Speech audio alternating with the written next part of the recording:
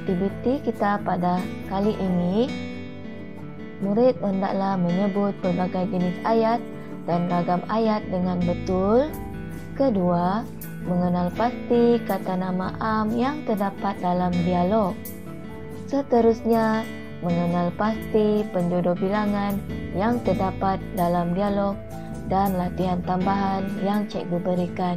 Baiklah murid-murid, jika kamu lihat buku teks halaman 2, iaitu kemahiran mendengar dan bertutur, di situ terdapat perbualan keluarga Amar. Mari kita bacakan dialog tersebut. Amar, tolong buka pintu. Ayah kamu sudah pulang. Baik, Ibu.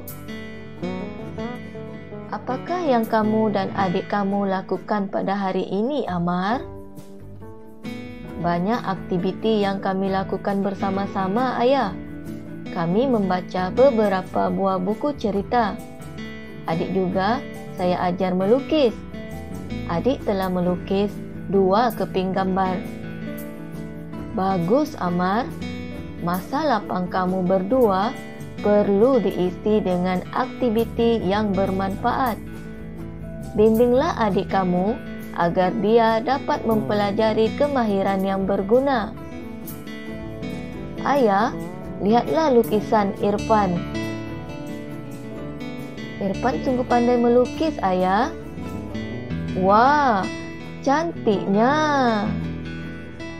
Baiklah murid sekalian, cuba kamu bacakan semula dialog yang telah cikgu perdengarkan sebentar tadi. Baiklah murid-murid, dialog keluarga Amar tadi memaparkan pelbagai jenis ragam ayat. Oleh itu, kamu hendaklah mengenal pasti 4 jenis ragam ayat yang terdapat dalam dialog tersebut dan cuba jawab latihan yang telah disediakan. Baiklah murid-murid, berdasarkan dialog keluarga Amar tadi, kamu hendaklah mengenal pasti keempat-empat jenis ragam ayat.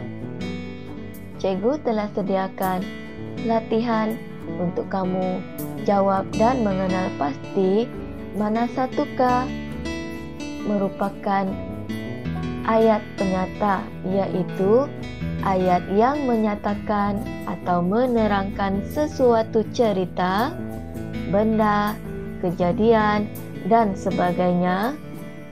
Mana satu pula ayat tanya, iaitu ayat yang digunakan untuk menanyakan sesuatu perkara, tempat, benda, manusia, binatang dan sebagainya. Seterusnya, ayat perintah.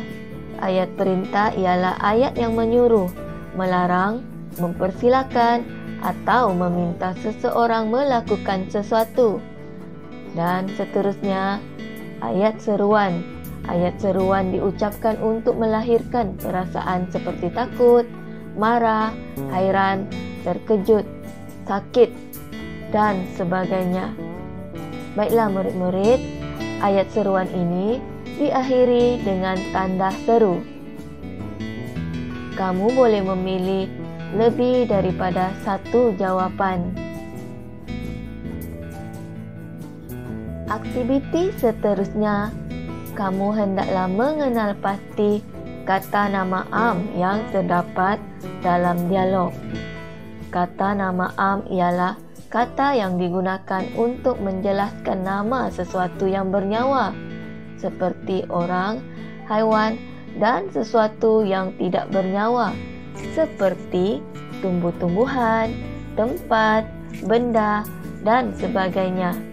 Dengan kata lain, perkataan kata nama am ini digunakan bagi menyebut sesuatu secara am atau umum. Kata nama am hendaklah ditulis dengan menggunakan huruf kecil, melainkan pada awal ayat. Cikgu telah sediakan pilihan jawapan untuk kamu tandakan mana satukah kata nama am yang terdapat dalam dialog. Baiklah murid-murid, seterusnya kamu akan mengenal pasti penjodoh bilangan yang terdapat dalam dialog tersebut. Penjodoh bilangan ialah perkataan yang digunakan untuk membilang orang, binatang, benda dan tempat. Penjodoh bilangan boleh digunakan selepas kata bilangan dan terdapat juga penjodoh bilangan yang tidak digunakan bersama-sama kata bilangan. Penjodoh bilangan yang terdapat dalam dialog tersebut ialah buah dan keping. Oleh itu, cikgu telah sediakan latihan penjodoh bilangan untuk kamu mengenal pasti penjodoh bilangan yang sesuai berdasarkan ayat dalam soalan. Baiklah, nilai murni yang kita pelajari